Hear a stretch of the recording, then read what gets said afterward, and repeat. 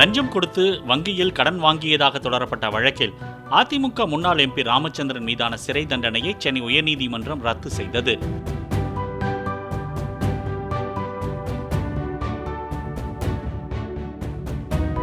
CBI தொடுத்த வழக்கில் சிறப்பு நீதிமன்றம் 2020 அளித்த 7 ஆண்டு சிறை தண்டனை மற்றும் 1,20,00,000 ரூபாய் அபராதம் விதித்ததை எதிர்த்து ராமச்சந்திரன் சென்னை உயர்நீதிமன்றத்தில் மேல்முறையீடு செய்திருந்தார்.